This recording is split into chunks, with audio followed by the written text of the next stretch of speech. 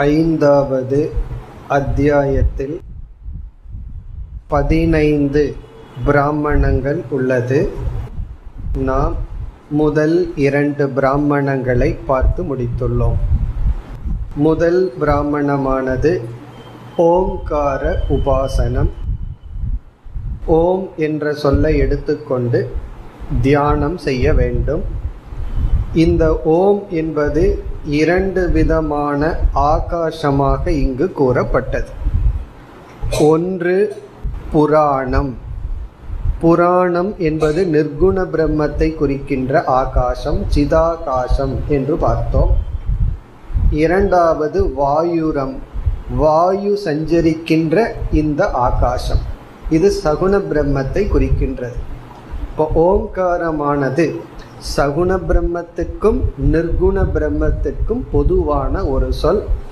இதில் நமக்கு சகுண பிரம்மத்தை தியானம் செய்யலாம், அல்லது நிர்குண பிரம்மத்தை தியானம் செய்யும் பொழுது அது நிதித்தியாசனம் ஆகின்றது. இதுதான் முதல் பிராமணத்தினுடைய சாராம்சம். பிறகு இரண்டாவது பிராமணத்தை நாம் பார்த்து முடித்தோம். இதில் 3 பண்புகள் கூறப்பட்டது. பிரஜாபதியானவர் தன்னுடைய மகன்களான 3 பேருக்கும் ஒரே ஒரு எழுத்தை உபதேசம் செய்கின்றார். அவர்கள் எங்களுக்கு உபதேசம் செய்யுங்கள் என்று சொல்லும் பொழுது த என்ற சொல்லை உபதேசிக்கின்றார். தேவர்கள் எங்களுக்கு தமம் வேண்டும் என்று புரிந்து கொள்கின்றார்கள். மனிதர்கள் எங்களுக்கு தானம் வேண்டும், அதாவது நாங்கள் தானம் செய்து பழக வேண்டும் என்று புரிந்து கொள்கிறார்கள். அசுரர்கள் நாங்கள் தயையை பின்பற்ற வேண்டும் என்று புரிந்து கொள்கின்றார்கள். இப்போ தேவர்களுக்கு இந்திரிய கட்டுப்பாடு தமம், மனிதர்களுக்கு தானம் என்ற சாதனை, பிறகு அசுரர்களுக்கு தயா என்ற சாதனை த என்ற சொல்லில் சொல்லப்பட்டது. பிறகு குருவானவர் என்ன உபதேசிக்கின்றார்? தெய்வீக வாக் என்று இடியை கூறி, இந்த இடியானது தா தா தா என்று நம்மை பார்த்து இந்த பண்புகளை பின்பற்றுங்கள் என்று கூறுகின்றதாம். இப்போ இடி இடிக்கும் பொழுது நம்மை பார்த்து சொல்கின்றதாம், என்ன? நீங்கள் தமத்துடனும் தானத்துடனும் தயையுடனும் இருங்கள். இது தெய்வீக வாக் நமக்கு உபதேசிக்கின்றது என்று கூறினார். பிறகு இறுதியில் இந்த 3மே மனிதனால் பின்பற்றப்பட வேண்டியது என்று நாம் பார்த்தோம். இவ்விதம் நாம் 15 பிராமணத்தில் முதல் 2 பிராமணத்தை பார்த்து முடித்தோம். இனிமேல் நாம் ஒவ்வொரு பிராமணத்தினுடைய சாராம்சத்தை பார்ப்போம். காரணம், இனி வருகின்ற பகுதிகளில் உபாசனைகள் வருகின்றது, குறிப்பாக ஹிரண்ய கர்ப்ப உபாசனை. ஆகவே ஒவ்வொரு பிராமணத்தில் என்ன உபாசனை என்பதை பார்த்து கொண்டு போவோம். மீண்டும் ஒரு வேல்யூ, ஒரு பண்பு வரப்போகின்றது, அதை மட்டும் நாம் படிக்கலாம். இனி நாம் 3வது பிராமணத்துக்கு செல்கின்றோம். 5வது அத்தியாயத்தின் 3வது பிராமணத்தில் ஒரே ஒரு மந்திரம். பல பிராமணங்கள்ல ஒவ்வொரு சிறிய மந்திரங்கள் தான். இங்கு ஹிருதயத்தை ஆலம்பனமாக வைத்து ஹிரண்ய கர்ப்ப உபாசனம், நம்முடைய ஹிருதயத்தையே ஆலம்பனமாக வைத்து ஹிரண்ய கர்ப்பனை, அதாவது முதலில் தோன்றிய சூக்ஷ்ம பிரபஞ்சத்திற்கு அதிபதியாக இருக்கின்ற ஈஸ்வரனை தியானித்தல். இங்கு எல்லாமே ஹிரண்ய கர்ப்பனுக்கு பிரம்ம என்ற சொல்லை பயன்படுத்தப்பட்டுள்ளது. பிறகு இந்த ஹிருதயம் என்ற வார்த்தையை உபனிஷத் பிரித்து ஹிருதயம் என்று பிரித்து, நம்முடைய மனமானது 3 விதத்தில் செயல்பட்டு கொண்டிருக்கின்றது. ஒன்று, இந்திரியங்களிடமிருந்து விஷயங்களை வாங்குகின்றதாம்.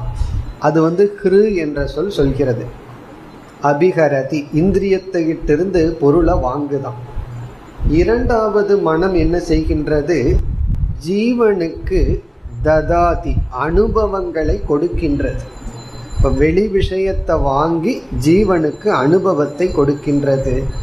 யம் என்றால் எச்சதி கச்சதி.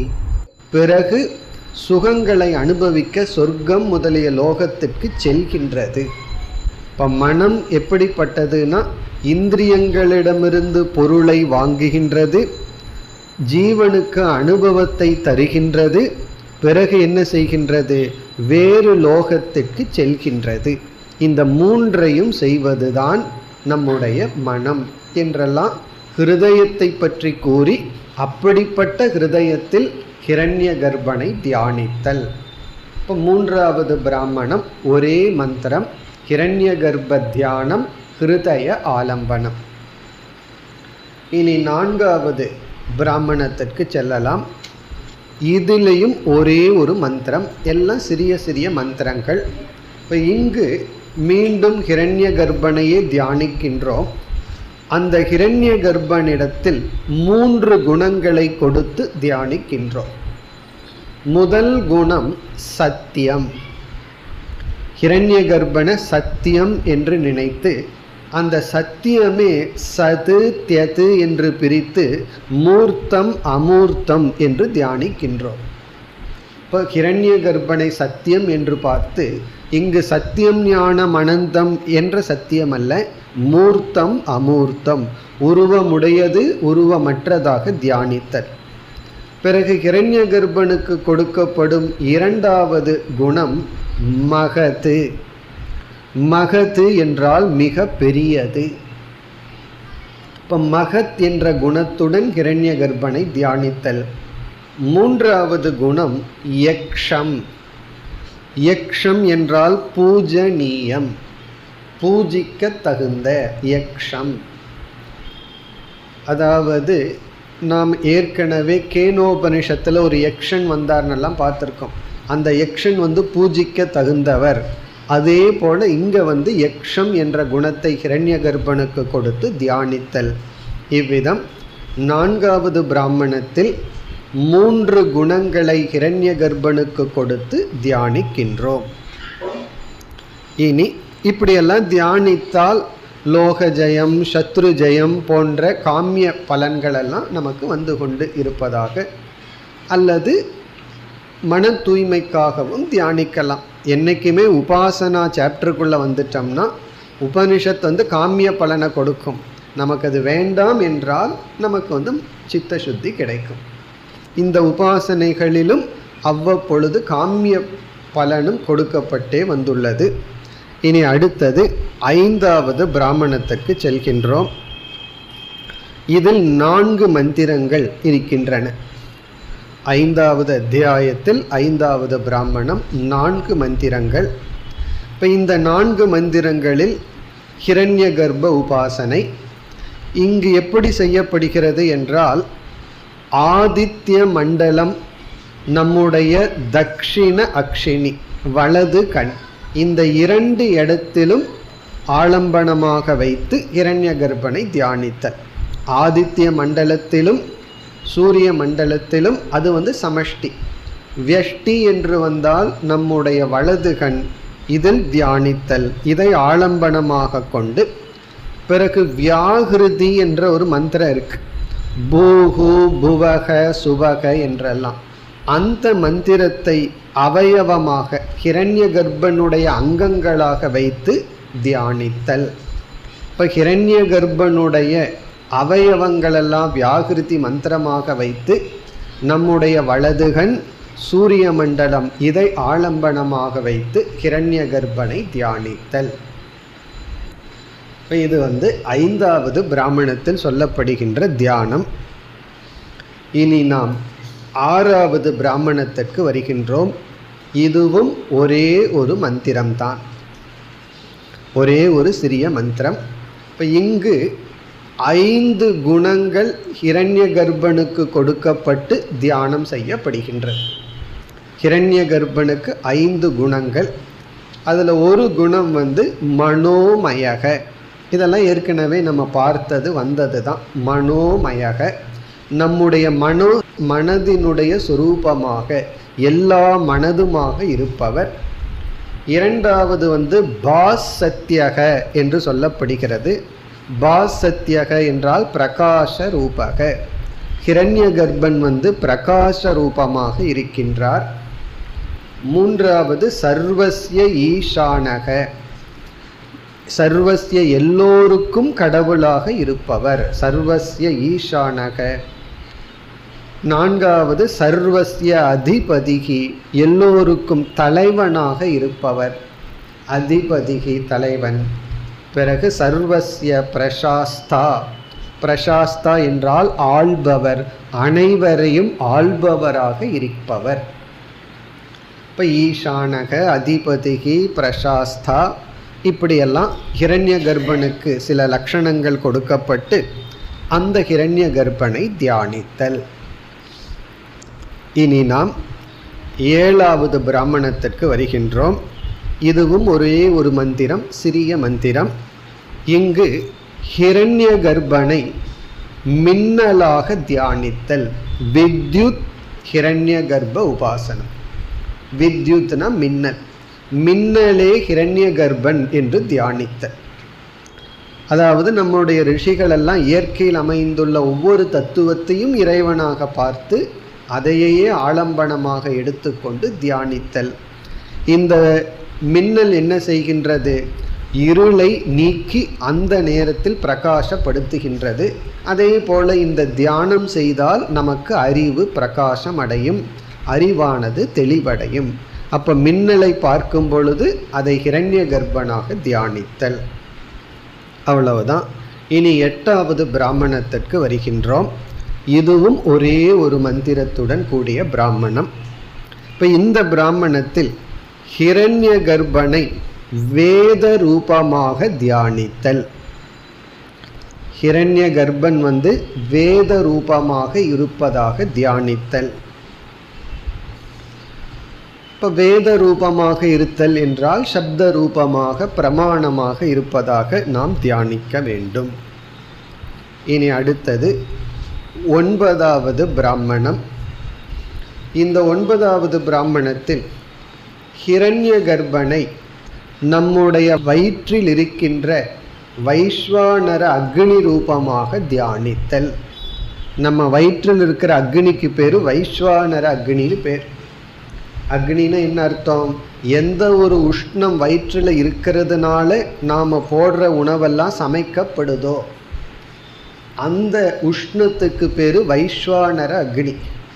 ஏற்கனவே நம்ம குக்கரில் வச்சு உஷ்ணப்படுத்தி தான் மறுபடியும் கொடுக்குறோம். இங்கே மறுபடியும் ஒருக்கா குக் ஆகுது. அப்போ 2 குக்கர், வெளியே ஒன்று இருக்குது, உள்ள ஒரு குக்கர் இருக்குது, நம்ம வயிறு தான். அப்போ அதற்குள்ளே ஹீட் இருக்கணும். ஹீட் இருந்தால் தான் அங்கே சமைக்கப்படும். ஆகவே சமைக்கப்பட்டதை மீண்டும் நம்ம சமைச்சு அதனால் என்ன ஆகுதுன்னா இரத்தமாகவும் எலும்பாகவும் உடலாகவும் மாற்றப்படுகிறது. இப்போ அந்த சக்தி ரூபமாக ஹிரண்ய கர்ப்பன் இருக்கின்றார். இப்போ இந்த உபாசனை பண்ணால் அல்சரெல்லாம் வராதுன்னு அர்த்தம். இப்போ என்ன ஆகும்னா உடம்புக்கு ஸ்ட்ரென்த் வரும், எதை சாப்பிட்டாலும் அதை ஜீரணிக்கிற சக்தி வரும். இது 9வது பிராமணம். இனி இந்த 5வது அத்தியாயத்தினுடைய 10வது பிராமணமானது உபாசகர்கள் செல்கின்ற கதியை பற்றி பேசுகின்றது. உபாசகர்கள் செல்கின்ற கதி, அதாவது உபாசகர்கள் எங்கு செல்வார்கள்? நமக்கு தெரிஞ்ச விஷயந்தான், பிரம்மலோகத்திற்கு செல்வார்கள். உபாசகர்கள்னு சொன்னால் அவங்க செல்கிற லோகம் பிரம்மலோகம். கர்மமாக இருந்தால் அக்னிகோத்திரம் போன்ற கர்மமாக இருந்தால் சொர்க்கத்துக்கு போவார்கள், பித்ருலோகம் செல்வார்கள், இதெல்லாம் லோக்கலுக்கு போவாங்க. பிரம்மலோகத்துக்கே போகிறது உபாசனையினுடைய பலன். அப்போ இங்கே என்ன சொல்லப்படுகிறதுனா, இந்த பிரம்மலோகத்திற்கு செல்லும் பொழுது சில தேவதைகளை கடந்து தாண்டி செல்ல வேண்டும். ஆங்காங்கு அந்தந்த தேவதைகள் நமக்கு வழிகாட்டுவார்கள். அதில் வாயு தேவன், ஆதித்ய தேவன், சந்திர தேவன் என்று 3 தேவதைகள் இங்கு குறிப்பிடப்படுகிறது. முதல்ல வாயு தேவனிடம் போவோமா, அவர் கொஞ்சம் தூரம் வழிகாட்டுவாராம். பிறகு ஆதித்ய தேவன் நம்மை அழைத்து செல்வார் சிறிது தூரம். பிறகு சந்திர தேவன் அழைத்து செல்வார். இப்படி அந்த தேவதைகளினுடைய துணை கொண்டு நம்ம பிரம்மலோகத்திற்கு செல்லலாம். எப்பொழுது? உபாசனைகளை எல்லாம் செய்யும் பொழுது. இது 10வது பிராமணத்தினுடைய சாராம்சம். இனி நம்ம 11வது பிராமணத்திற்கு வர வேண்டும். இந்த 11வது பிராமணத்தை நாம் இப்பொழுது படித்து அதனுடைய பொருள் பார்ப்போம். பக்கம் 419. இங்கு ஒரு விதமான பாவனை, வேல்யூ, அதாவது இங்கும் உபாசனை தான், ஆனால் ஹிரண்ய கர்ப்ப உபாசனை அல்ல, வாழ்க்கைக்கு தேவையான மிக அழகான ஒரு பாவனை சொல்லப்படுகிறது. இப்பொழுது நாம் அந்த மந்திரத்தை 11வது பிராமணத்தை படிப்போம். ஏதத்வை பரமம் தபக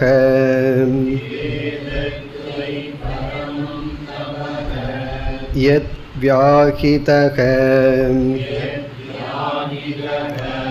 தப்யதே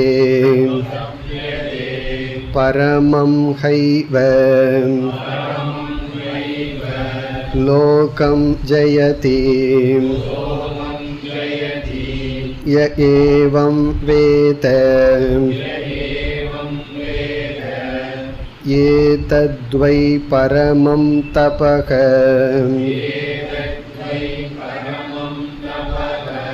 யம் ப்ரேதம் அரண்யம் ஹரந்தி பரமம் ஹைவ லோகம் ஜயதி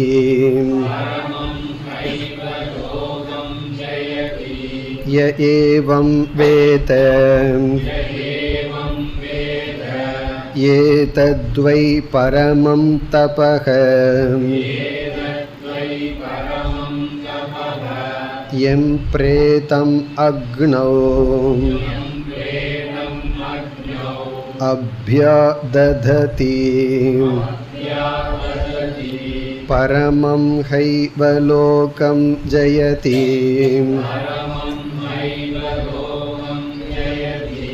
ய ஏவம் வேத.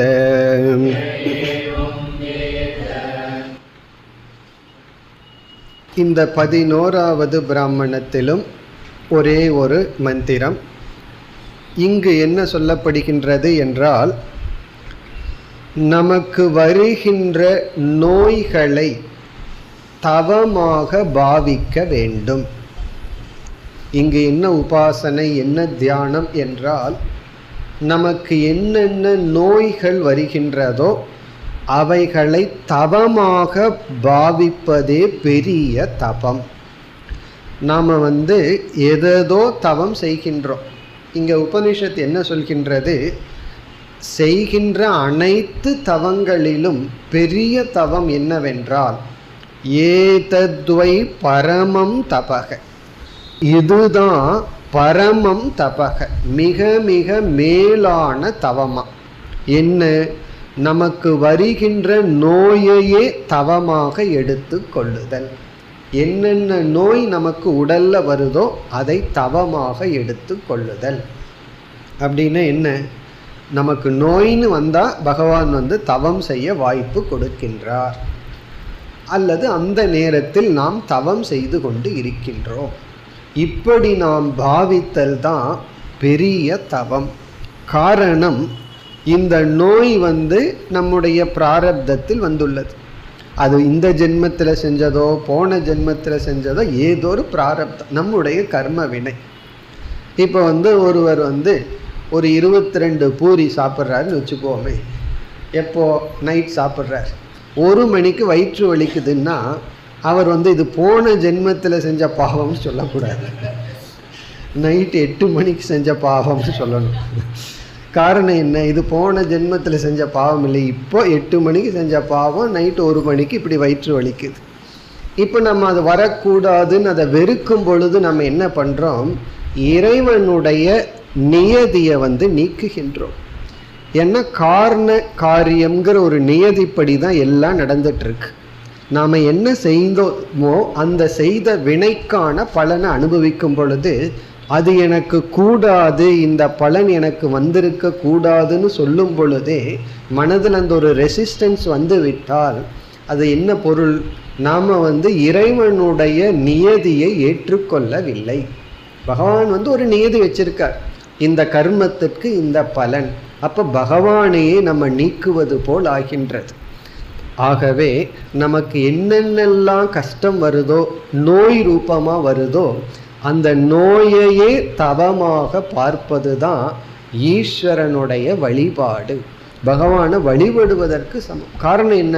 100% பகவானுடைய கொடுத்த நோயை நாம் ஏற்றுக்கொள்கின்றோம். அப்படி நோயை இறைவனுடைய பிரசாதமாக பார்த்தல், நோயையே தவமாக எடுத்துக்கொள்ளுதல். அப்ப தவத்துக்கு என்ன லட்சணம் என்றால், நாம் விரும்பி செய்கின்ற ஒரு சாதனை, நாம் விரும்பி ஏற்றுக்கொள்கின்ற கஷ்டத்தை தான் தவம்னு சொல்றோம். இப்ப தவம் அப்படின்னு என்ன அர்த்தம்? கஷ்டப்படுறது. அதாவது சுகமா இருக்கிறத தவம் சொல்வதில்லை. நாமளாக கஷ்டத்தை எடுத்துக்கிறோம். அந்த கஷ்டம் நம்மளாக எடுத்தாலும் சரி, பிறகு நாம விரும்பாமல் நம்முடைய சாய்ஸ் இல்லாம நோயாக வந்தாலும் அதை எடுத்து கொள்ளுதல், இது பரமம் தபக. சரி, இதனுடைய பலன் என்ன? உபனிஷத்து என்ன சொல்கின்றது? இது பரமம் தபமா இருக்கிறதுனால பரமம் லோகம், மேலான நிலை அடையப்படும். இங்கு லோகம் என்று சொன்னால் சொர்க்கமோ அல்லது பிரம்மலோகமோ அல்ல, நம்முடைய மன வளர்ச்சி, நம்முடைய விஷன், நமக்கு மேலான நிலை ஏற்படும். நம்ம எந்த அளவுக்கு நோயை தவமா பார்க்கிறோமோ அந்த அளவுக்கு நமக்கு நல்லது. இது ஃபர்ஸ்ட் தபம். இங்கு 3 பாவனை சொல்லப்படுகின்றது. அதுல முதல் நோய். அதை இப்பொழுது மந்திரத்தில் பார்ப்போம்.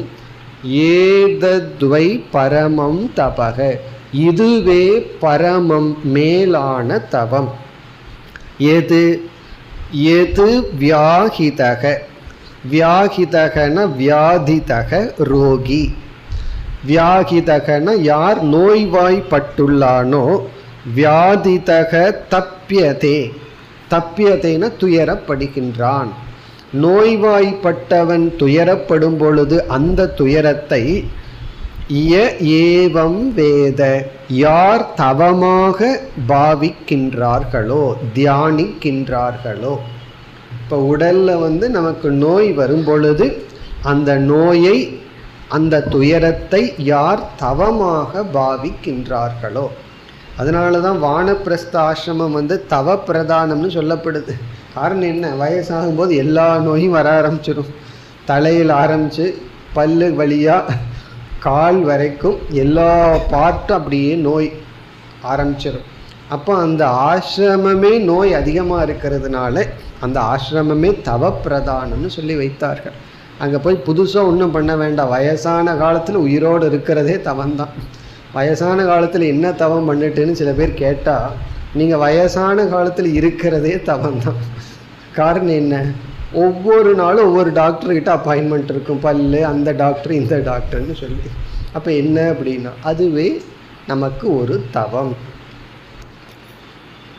ஏதத்வை, இதை யார் இவ்விதம் தியானிக்கின்றார்களோ அது பரமம் தவம். பலம் என்ன? பரமம் ஹைவ லோகம் ஜெயதி. இப்படி நம்முடைய நோயை தவமாக பார்த்தால் பரமம் லோகம் ஜெயதி, மேலான லோகத்தை. இங்கே லோகம்னா ஸ்டேட் ஆஃப் மைண்ட், மேலான மனதை இவன் அடைகின்றான். இவனுக்கு கிடைக்கிற பலம் இருக்கே அதுவும் மேலானது. ஆகவே முதல் தியானம் நோயை தவமாக பார்த்தல், அந்த பாவனையுடன் எடுத்து கொள்ளுதல். அதற்காக வர்ற நோயெல்லாம் வரட்டுங்கிறதுக்கு அர்த்தம் அல்ல. இப்போ நோயை தவமாக பார்க்குறேன், நோய் வந்தால் நான் நோயிலிருந்து வெளியே வரமாட்டேன் அப்படியே வச்சிருக்கவேன்னு அர்த்தம் கிடையாது. செய்கிற முயற்சியை பண்ணிகிட்டு இருப்போம். அந்த நோய் வரும்பொழுதும் அது போகிற வரைக்கும் தவமாக அதை எடுத்து கொள்ளுதல். இனி அடுத்தது, இந்த நோய்வாய்ப்பட்டு நம்ம இறந்து விடுகின்றோம். இனி மரண தியானம் வர இருக்கின்றது. கேட்ட உடனே சில பேர்த்துக்கு பயம் வந்துடும். மரண தியானம். இங்கு என்ன தியானம் அடுத்தது என்றால், நாம் இறந்ததற்கு பிறகு நம்மை சுடுகாட்டுக்கு எடுத்து செல்வார்கள். அப்படி அவங்க எடுத்துட்டு போறதுக்கு முன்னாடியே நாம நம்மைய தியானம் பண்ணி பார்க்கணுமா. இந்த உடல் அரண்யத்திற்கு எடுத்து செல்லப்படுவதாக தியானித்தல். ஆகவே அடுத்த இரண்டும் மரண தியானம். இப்போ ஒன்று நோய்வாய்ப்படும் பொழுது அந்த நோயையே தவமாக எடுத்தல். அடுத்த தியானம், அடுத்த பாவனை நாம் உயிரோடு இருக்கும் பொழுதே இறந்ததாக தியானித்து நம்முடைய உடல் சுடுகாட்டுக்கு எடுத்து செல்லப்படுவதையெல்லாம் நம்ம தியானிக்கணுமா. மந்திரத்திற்குள் சென்றால், இதுவும் பரமம் தபக ஏதத்வை, இதுவும் மேலான தவம், எம் பிரேதம் அரண்யம் ஹரந்தி, இந்த பிரேதமான என்னுடைய சரீரத்தை அரண்யம், இங்க காடு அப்படின்னா முன்னாடி 2 சொல்ல சேர்த்திக்கணும், சுடு காடு, அந்த சுடுகாட்டுக்கு இந்த சரீரத்தை, என பிரேதம்னு சொல்லப்பட்டுள்ளது, இந்த பிரேதத்தை எடுத்து செல்வது போல் தியானித்தல். இதெல்லாம் மரண பயத்திலிருந்து வெளியே வருவதற்கான தியானம். பயத்தை பயந்து தான் வெளியே வர முடியுமா? பயத்தை கண்டு பயந்துட்டு இருக்க கூடாதுன்னு சொல்வார். அப்படி மரண பயம் வருது அப்படின்னா மரணத்தை நினைச்சு நினைச்சு பார்த்து பயம் வரும், பிறகு மெதுவாக வெளியே வர வேண்டும். ரமண மகரிஷி ஆரம்பத்தில் அப்படித்தான் பயிற்சி பண்ணார். அவர் அண்ணா கோவப்பட்டு செத்து தொலைன்னு சொன்னார். உடனே அந்த வார்த்தையே அவருக்கு மகா வாக்கியமாக மாறுச்சு. நம்ம எத்தனை முறை செத்து தொலைன்னு கேள்விப்பட்டிருப்போம். ஆனால் அவருக்கு அந்த ஒரே ஒரு வார்த்தை ஒரு மகா வாக்கியமாக மாறி அவர் என்ன பண்ணாராம், அப்படியே படுத்து நான் இறந்துட்டதாக தியானம் செஞ்சாராம். இந்த பிருகதாரண்யகமெல்லாம் படிக்காமையே அந்த 15 வயசுலேயே அவர் அப்படி தியானம் செய்தார். நான் இப்பொழுது இறந்து விட்டேன். அப்போ முதல்ல அவருக்கு பயம்தான் வந்ததுன்னு பின்னாடி கூறுவார். இறந்ததற்கு பிறகு இந்த உடலை என்ன செய்வார்கள், இப்படியெல்லாம் நினைச்சு அந்த வைராக்கியம் அனித்தியத்துவத்தை உணர்ந்தார். அதெல்லாம் உபனிஷத்து மூலம் இந்த மாதிரி தியானம் எல்லாம். ஆகவே பிரேதம் அரண்யம் ஹரந்தி, இந்த சரீரத்தை சுடுகாட்டுக்கு எடுத்து செல்கின்றார்கள். இதிலிருந்து என்ன புரிஞ்சுக்கணும் என்றால், நம்ம 1 லட்சம் ரூபாய்க்கு ஃப்ளாட் வாங்கி வச்சுருக்கேன், 1 கோடி, லட்சம் அல்ல இப்போல்லாம், 1 கோடி ரூபாய்க்கு ஃப்ளாட் வாங்கி வச்சுருக்கேன்னா நம்ம 100 கோடிக்கு வாங்கி வச்சுருந்தாலும் கடைசியில் சுடுகாட்டில் தான் கொண்டு போய் வைப்பார்கள். காரணம் என்ன, நம்முடைய சரீரம் அந்த இடத்திற்கு தான் உகந்ததாகி விடுகின்றதுன்னு சொல்லி நம்முடைய இடம், நாம் பயன்படுத்துகின்ற பொருள்கள், இதில் எல்லாம் பற்றின்மை வர வேண்டும். இப்போ இது இரண்டாவது தியானம். அதாவது இறந்ததற்கு பிறகு என்னுடைய சரீரமானது இந்த உலகத்தை விட்டு அரண்யம் சுடுகாடு என்ற இடத்திற்கு அது எடுத்து செல்லப்படும். அதை தியானித்து நாம் அனித்தியத்துவத்தை உணர வேண்டும். அப்படி உணர்வது தான் பரமம் லோகம் ஜெயதி. அதுக்கப்புறம் இவனுடைய விஷனே மாறிடும், இவனுடைய ஸ்டேட் ஆஃப் மைண்ட், இவனுடைய மெச்சூரிட்டி மாறிவிடும், அது மேலானதாக மாறிவிடும். இனி மூன்றாவது, ஏதத்வை பரமம் தபக எம் பிரேதம் அக்னௌ அப்யாததாதி, இந்த சரீரமானது அக்னியினால் எரியப்படுகின்றதுங்கிறத தியானிக்கணுமா.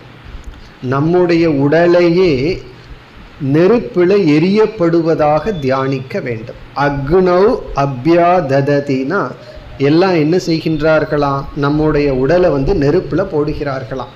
நம்ம என்ன பண்ணணும், கண்ணை மூடி அந்த கண்ணுக்குள்ளே யார் இருக்கணும், நம்ம தான் இருக்கணும். எப்படி பிரேதமாக நம்ம இருந்து இந்த சரீரத்தை அரண்யத்திற்கு எடுத்து செல்கிறார்கள். பிறகு அங்கே என்ன செய்வார்கள், கொஞ்ச நேரம் ஏதாவது பூஜை பண்ணுவார்கள். அதற்கு பிறகு நெருப்பில் இடுகின்றார்கள். இந்த சரீரம் நெருப்பில் எரிவதாக நாம் தியானிக்க வேண்டும். அதற்கு பிறகு என்ன ஆகும்னா வெறும் சாம்பலாக இருப்பது போல் தியானிக்க வேண்டும். ஏதத்வை பரமம் ஹ ஏவ லோகம் ஜெயதி ய ஏவம் வேத. ய ஏவம் வேதன, யார் இவ்விதம் தியானிக்கின்றார்களோ அவர்கள் மேலான மனநிலையை, லோகத்தை அடைகின்றார்கள். இப்போ இந்த பகுதியானது நம்முடைய மரணம், நம்முடைய சரீரம் எரிக்கப்படுதல், பிறகு நம்முடைய நோய், இவைகளையெல்லாம் எப்படி பார்க்க வேண்டும், தவமாக பார்க்க வேண்டும்.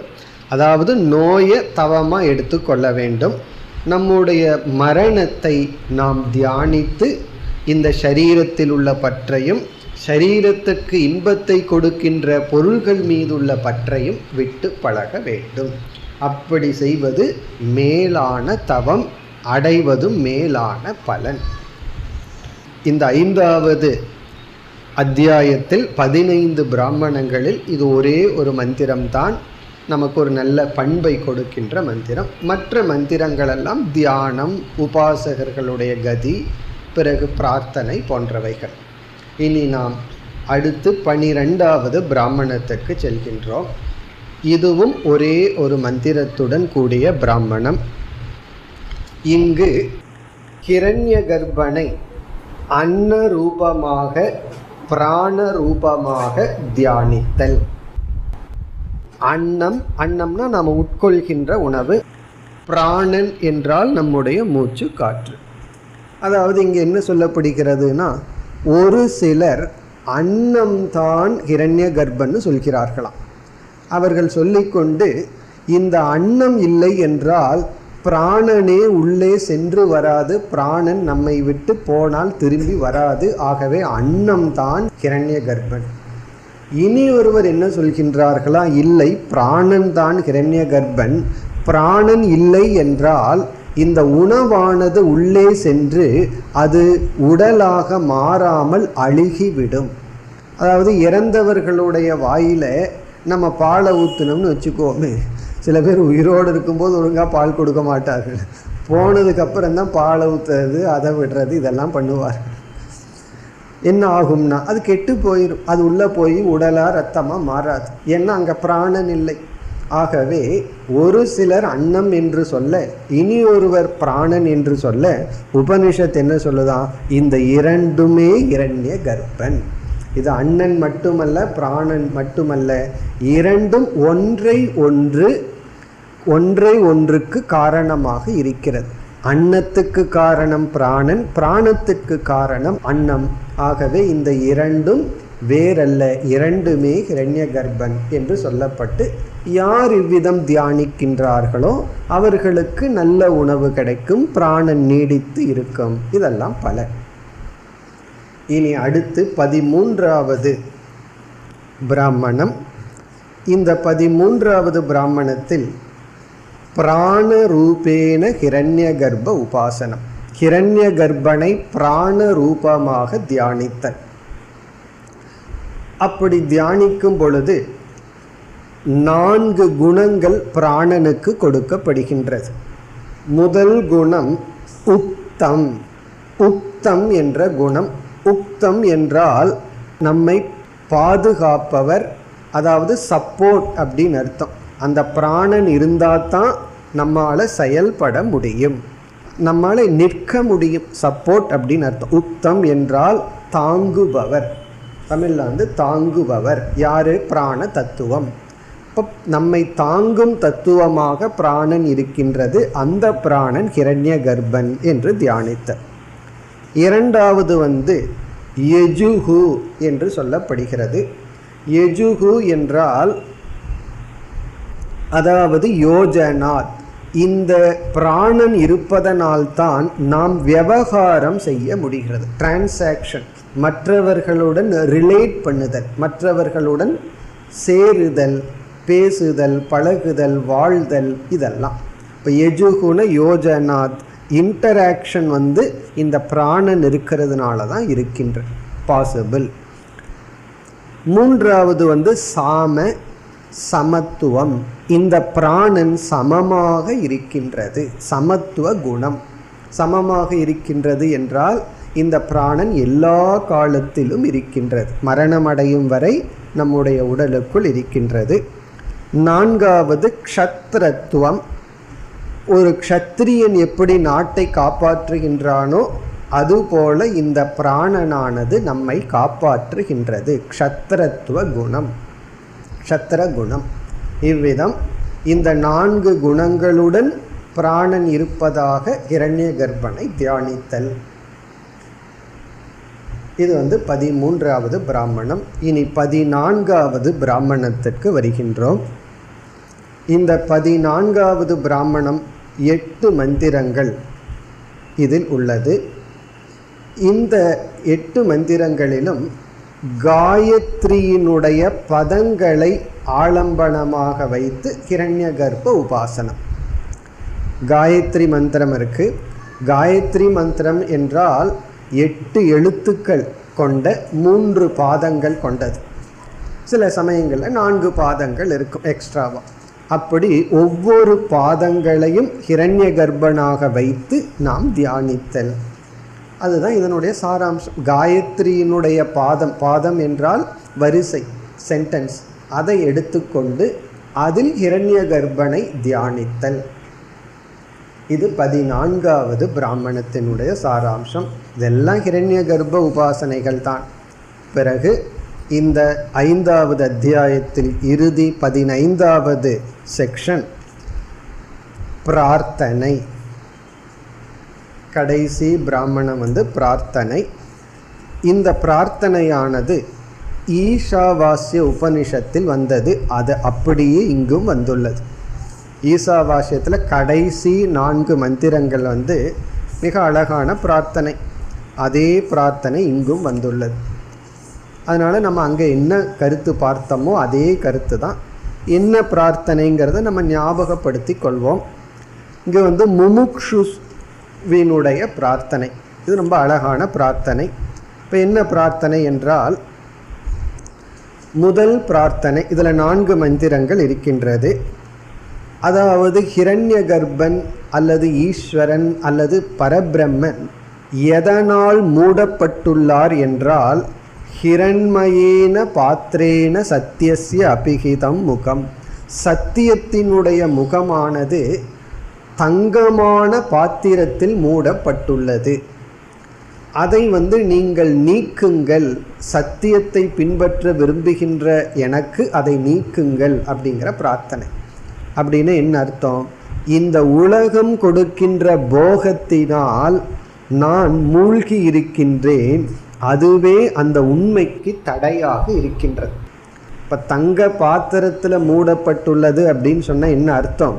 இந்த உலகம் கொடுக்கின்ற இன்பமயமான அனுபவத்தினால் நான் என்ன செய்து விடுகின்றேன்? இறைவனிடம் செல்லாமல் வந்து விடுகின்றேன். ஆகவே அதை நீக்குங்கள் என்ற ஒரு பிரார்த்தனை. பிறகு அடுத்த பிரார்த்தனை சூரியனிடம்.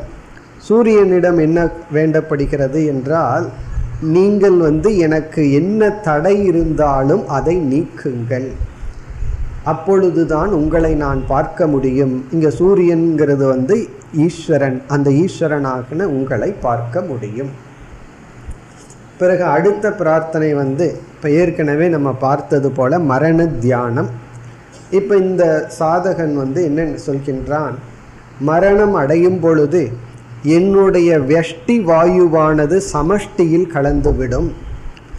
என்னுடைய இந்த ஸ்தூல சரீரம் இந்த ஸ்தூல பிரபஞ்சத்துடன் கலக்கட்டும் என்றெல்லாம் சொல்லி, அதாவது பஸ்மாந்தகம் சரீரம், இந்த சரீரமானது சாம்பலாகி இந்த உலகத்துடன் கலக்கட்டும். அதனால தான் சில பேர் இறந்ததற்கு பிறகு கங்கையிலையும் வேறு இடத்துலையும் நம்முடைய அஸ்தியை கரைக்கிற, அதாவது இந்த உலகத்தோடு கலந்து விட வேண்டும் அப்படிங்கிறது போல. பிறகு இந்த சாதகன் தியானிக்கின்றான், நான் செய்த கர்மாக்கள் எல்லாம் எனக்கு என்னை விட்டு போகாமல் பலனை கொடுக்க வேண்டும்.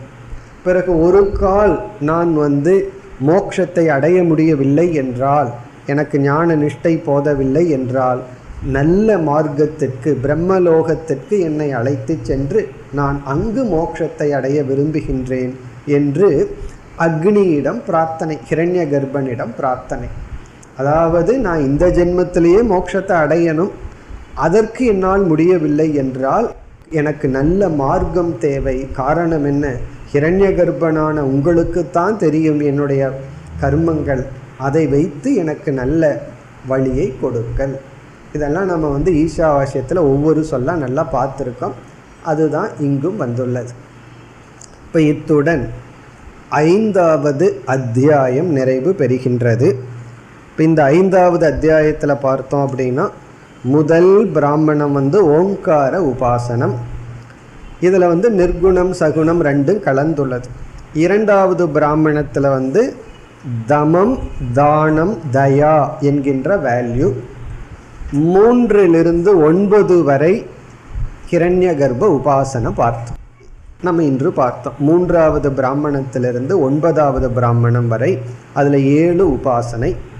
10வது பிராமணம் உபாசகர்களுடைய கதி, உபாசகர்கள் எந்த லோகத்திற்கு செல்கிறார் என்பது. 11வது பிராமணம் ரோகத்தை, நோயை தவமாக பார்த்தல், மரணத்தை நாம் தியானித்தல். இது ஒரு பெரிய தவம், இதனால் நமக்கு கிடைக்கின்ற பலனும் மிக பெரியது. அது 11வது பிராமணம். 12லிருந்து 14 வரை ஹிரண்யகர்ப்ப உபாசனம். அதில் ஒரு 3 ஹிரண்யகர்ப்ப உபாசனம் 12லிருந்து 14 வரை. பிறகு 15வது இறுதி பிராமணம் பிரார்த்தனை, அதாவது இறைவனிடத்தில் நாம் பிரார்த்தனை செய்தல். இதுதான் 5வது அத்தியாயம். இந்த 5வது 6வதும் மிக மிக சிறிய, அதே சமயத்தில் கர்ம உபாசனையுடன் கூடிய அத்தியாயங்கள். அதனால தான் இந்த இரண்டையும் கிலகாண்டம் என்று சொல்லிவிட்டார்கள்.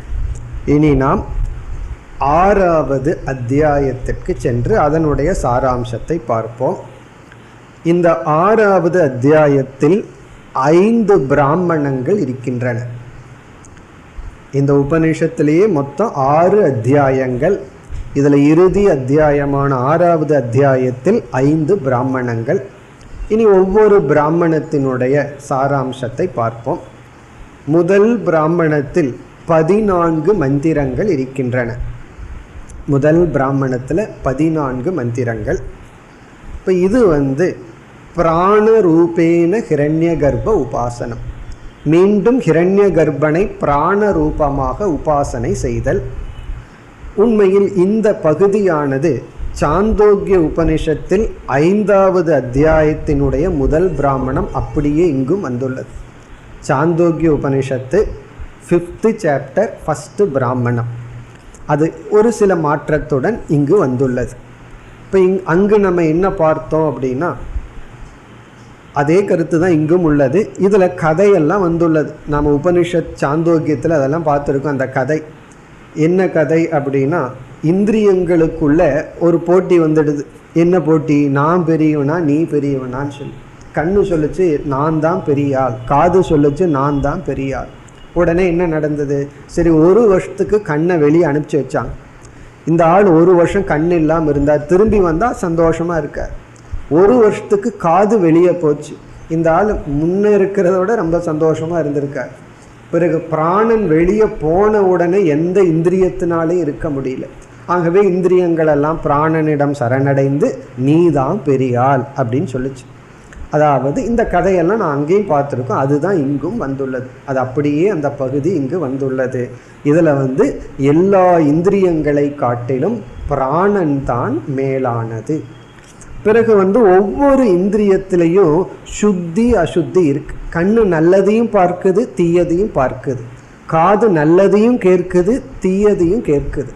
ஆனால் பிராணன் இருக்கே, அது என்னைக்குமே சுத்தம்.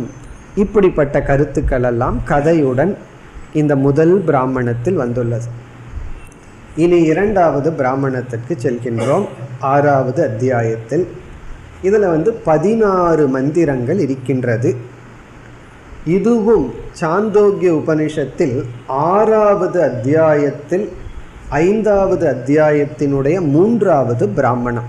அது அப்படியே இங்கு மீண்டும் திரும்ப வந்துள்ளது. சாந்தோக்கியத்தில் 5th chapter 3rd பிராமணம். இங்கே சப்ஜெக்ட் மேட்ரு பஞ்சாக்னி வித்யா. பஞ்சாக்னி வித்யா அதுதான் மெயின் சப்ஜெக்ட் மேட்டர். பஞ்சாக்னி வித்யா இதை நம்ம முண்டகத்திலையும் பார்த்துருக்கோம். அதாவது ஒரு ஜீவன் இறந்து விட்டான், அவன் எப்படி மீண்டும் மனித சரீரம் எடுக்கின்றான், எதன் வழியாக மனித சரீரம் எடுக்கின்றான், 5 ஸ்டேஜில் அவன் மனித சரீரத்திற்குள்ளே வர்றான். அதுதான் பஞ்ச அக்னி என்று சொல்லப்படுகிறது. முதல் சொர்க்கலோகம், அங்கே ஒரு விதமான ஜல சரீரத்தில் இருக்கான். 2வது ஸ்டேஜ் அவன் கர்மவினை தயாரான உடனே மலை விருஷ்டியாக விடுகின்றான், மலையில் கலந்து விடுகின்றான். 3வது அந்த மலை ஏதாவது ஒரு ஓஷதி, அதாவது மரம் செடி நம்ம எடுத்துக்கொள்கின்ற காய்கறிகளோ பழங்களோ அதற்குள்ளே சென்று விடுகின்றான். 4வது இடம் தந்தையிடம் வருகின்றான் புருஷன், 5வது இடம் ஸ்திரீ பெண்ணிடம் வருகின்றான். அங்கு மனித சரீரத்தை எடுத்து இந்த உலகத்திற்குள் வருகின்றான்.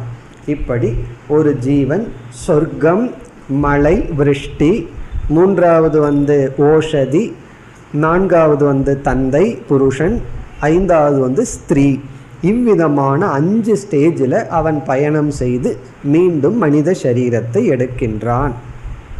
பிறகு இங்கே கிருஷ்ணகதி, சுக்லகதி போன்ற கதிகள் எல்லாம் மீண்டும் இங்கு பேசப்பட்டது. இப்போ இதுவும் சாந்தோக்கியத்தில் சொன்ன கருத்து தான். இனி நாம் 6வது அத்தியாயத்தினுடைய 3வது பிராமணத்திற்கு செல்கின்றோம். இந்த 3வது பிராமணத்தில் ஹோமங்களும் யஜ்ஞங்களும் கூறப்பட்டுள்ளது. முழுமையான கர்மங்கள் தான், இங்கே தியானமே இல்லை, எல்லாம் கர்மங்கள், ஹோமங்கள், யஜ்ஞங்கள். எதற்கு என்றால் காமிய வஸ்து பிராப்திக்காக.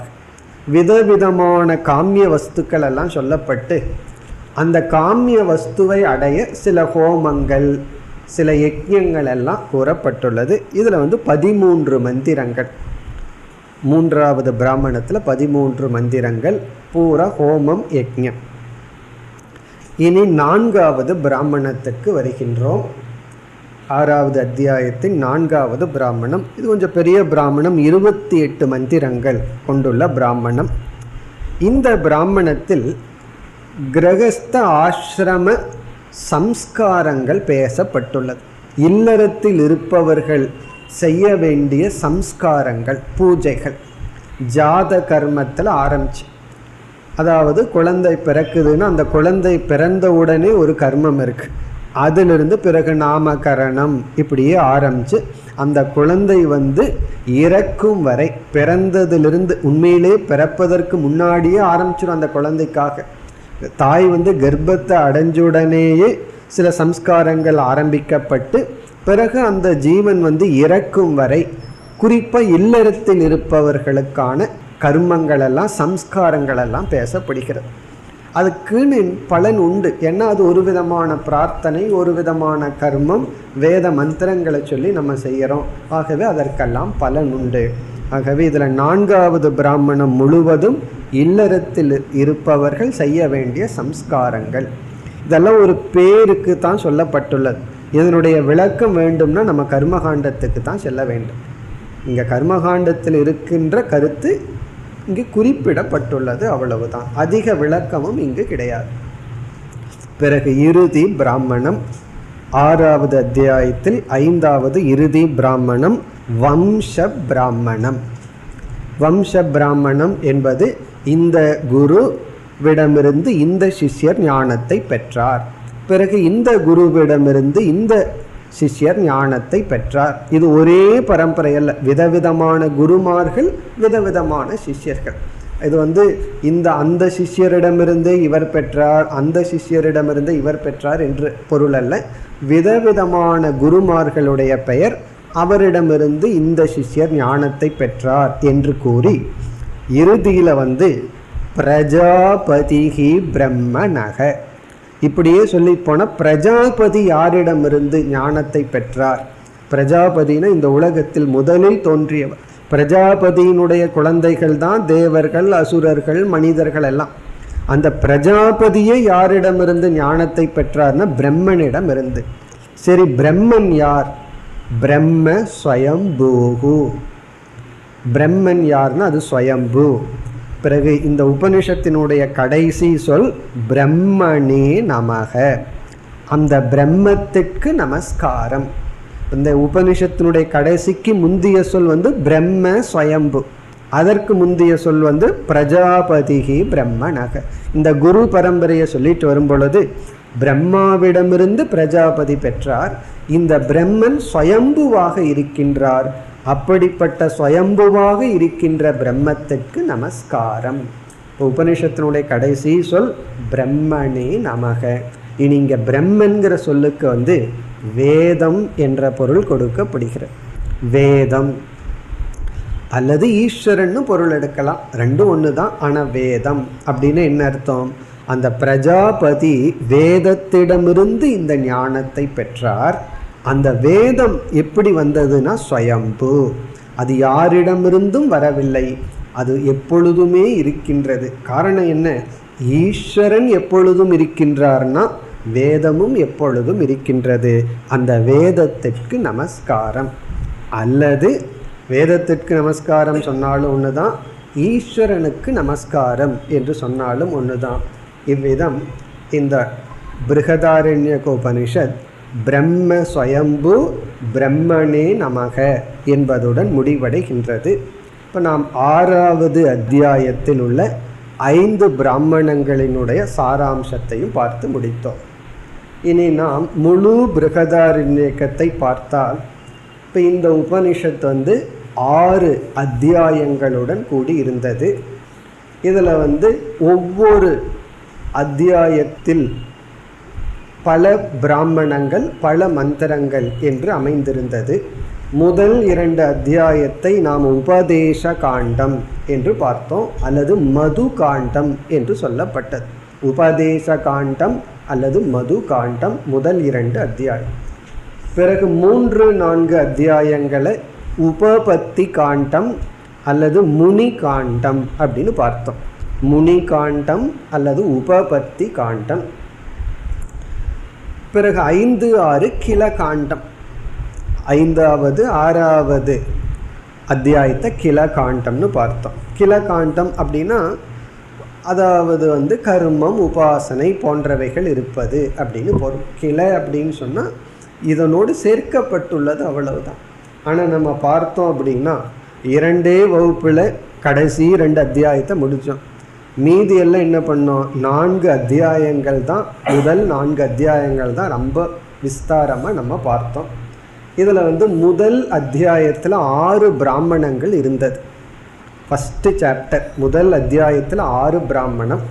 அதில் முதல் 3 பிராமணங்கள் உபாசனைகளாக இருந்தது. 3வது பிராமணத்தில் குறிப்பிடக்கூடிய மந்திரம் அசதோமா சத்கமய அப்படிங்கிற ஒரு பிரார்த்தனை. பிறகு 4வது பிராமணத்தில் தான் நமக்கு அகம் பிரம்மாஸ்மிங்கிற மகா வாக்கியம், வித்யா சூத்திரம், அவித்யா சூத்திரம், பிரிய விசாரம் போன்றவைகளெல்லாம் வந்தது. அப்போ இந்த உபனிஷத்தில் நம்ம பிரம்ம வித்யை ஆரம்பித்தது முதல் அத்தியாயத்தில் 4வது பிராமணத்தில். 5வது பிராமணம் எடுத்துட்டோம் அப்படின்னா சப்தான்ன பிராமணம்னு சொல்லி, அதாவது ஜீவன் போக்தா அப்படிங்கிறது சம்சாரி எப்படியே இருக்கிறாங்கிறது ஹைலைட் பண்ணப்பட்டது. 6வது உக்த பிராமணம்னு சொல்லி ஜெகத் நாமரூப ஆத்மகம் என்று சொல்லப்பட்டது. அப்படி பார்த்தோம் அப்படின்னா இந்த முதல் அத்தியாயத்தில் 4வது பிராமணத்தை தான் நம்ம திரும்ப திரும்ப படிக்க வேண்டும். அதில் தான் நம்ம முக்கியம் இருந்தது. இனி 2வது அத்தியாயத்திற்குள் வந்தால், இந்த 2வது அத்தியாயத்தில் முதல் பிராமணம் அஜாத சத்ரு பிராமணம். அதில் இறுதியில் ஒரு முக்கியமான சொல் வந்தது, அதான் சத்தியஸ்ய சத்தியம். சொன்னால் நமக்கு ஞாபகம் வந்துடும், சத்தியஸ்ய சத்தியம். பிறகு அடுத்த 2 பிராமணங்கள் சிசு பிராமணம், மூர்த்த பிராமணம், இவைகளெல்லாம் அந்த சத்தியஸ்ய சத்தியத்தை விளக்கியது. 2வது அத்தியாயத்திலையும் 6 பிராமணங்கள் தான். ஃபஸ்ட்டு சாப்டர்லேயும் 6, செகண்ட் சாப்டர்லேயும் 6. அதில் முதல் 2வது அத்தியாயத்தில் முதல் 3 பிராமணங்கள் சத்தியஸ்ய சத்தியத்தினுடைய விளக்கம்னு எடுத்துக்கொள்ளலாம். பிறகு 4வது பிராமணம் 2வது அத்தியாயத்தில், அதுதான் மைத்ரேயி பிராமணம். அந்த பிராமணத்தில் இருக்கிற அனைத்து மந்திரங்கள் முக்கியம்னு நம்ம ரொம்ப விளக்கமாக அதை பார்த்தோம். மைத்ரேயி பிராமணம், ஆத்மாவாரே திரஷ்டவியக, ஆத்மனஸ்து காமாய சர்வம் பிரியம் பவதி. யாக்ஞவல்யர் மைத்ரேயினுடைய கதை, அவர் சந்நியாசத்திற்கு போகிறது, அந்த கதையுடன் துவங்கி அதில் இருக்கிற அனைத்து மந்திரங்களும் முக்கியம். பிறகு 5வது பிராமணம் மது பிராமணம் என்று அழைக்கப்பட்டது. இதில் ஜெகத்தினுடைய மித்தியாத்துவம் மிக அழகாக கூறப்பட்டது, ஜெகத்தினுடைய மித்தியாத்துவம். பிறகு 6வது பிராமணம் வம்ச பிராமணம். எப்படி உபனிஷத்தினுடைய முடிவும் வம்ச பிராமணத்தில் முடிஞ்சதோ, குரு சிஷ்ய பரம்பரையை காட்டி முடிஞ்சதோ அப்படி முடிந்தது. இப்போ இவ்விதம் பார்த்தால் முதல் அத்தியாயத்தில் 4வது பிராமணமே மிக முக்கியம். பிறகு இரண்டாவது அத்தியாயத்தில் பார்த்தோம் அப்படின்னா சத்தியசிய சத்தியத்தை விளக்குவது முதல் 3 பிராமணம். பிறகு 4வது பிராமணம் மீண்டும் அது மைத்ரேயி பிராமணம். இதுதான் ஃபஸ்ட்டு 2 சாப்டர் அல்லது மது காண்டம் அல்லது உபதேச காண்டம். இனி 3, 4 அந்த அத்தியாயத்திற்குள் வந்தால் 3வது அத்தியாயத்தில் 9 பிராமணங்கள் இருந்தது. இங்கே யாக்ஞவல்யர் தான் இங்கு ஆசிரியராக இருந்தார். இவர் அந்த பசுக்களை எல்லாம் எனக்கு வேணும்னு எடுக்கும் பொழுது ஒவ்வொரு ஆச்சாரியார் யாக்ஞவல்யரை சோதித்தார். அதில் 4வது பிராமணத்திலிருந்து தான் வேதாந்தம் ஆரம்பித்தது. வேதாந்த சம்பந்தமான கேள்வி. இந்த 4வது பிராமணத்தில் எஸ் சாக்ஷாத் அபரோக்ஷாத் பிரம்ம அது வந்தது. இதில் மிக முக்கியம் 5வது பிராமணம். அது ஒரு 7-8 வகுப்பு அதில் நம்ம பார்த்துருக்கோம். ககோள பிராமணம்னு சொல்லி அதில் தான் அசனாயா பிபாசாவிலிருந்து கடந்தது, மௌனம், பால்யம், பாண்டித்யம் இப்படிப்பட்ட சொற்களெல்லாம் அது நம்ம பார்த்தோம். ஆகவே இதில் நமக்கு 5வது பிராமணம் மிக முக்கியம். பிறகு சர்வாந்தர பிராமணம், அந்தர்யாமி பிராமணம் என்றெல்லாம் நம்ம பார்த்தோம். பிறகு 4வது அத்தியாயத்திற்குள் வந்தோம் அப்படின்னா அதுலேயும் ஷாரீரக பிராமணம், ஸ்வயம் ஜோதி பிராமணம் போன்ற 6 பிராமணங்கள் இருந்தது. அதில் ஏற்கனவே மைத்ரேயி பிராமணம் வந்தது. பிறகு அதில் நம்ம ரொம்ப முக்கியமாக ஸ்வயம் ஜோதி பிராமணம், ஷாரீரக பிராமணத்தில் மற்ற உபனிஷத்தினுடைய கருத்துக்களெல்லாம் அதிகமாக வந்தது. இவ்விதம் 3, 4 அத்தியாயங்களில் பல மந்திரங்கள், பல பிராமணங்கள் இருந்தது. பிறகு 5, 6 அது கில காண்டம், உபாசனைகள். கடைசியாக நம்ம ஞாபகம் வச்சுக்க வேண்டியது ரோகத்தை, நோயை தவமாக பார்த்தல். பிறகு சில பிரார்த்தனைகள். இத்துடன் நாம் பிருஹதாரண்யக உபனிஷத்தை நிறைவு செய்கின்றோம். ஓம் பூர்ணமத பூர்ணமிதம் பூர்ணாத் பூர்ணமுதச்யதே பூர்ணஸ்ய பூர்ணமாதாய பூர்ணமேவாவசிஷ்யதே. ஓம் சாந்தி சாந்தி சாந்தி.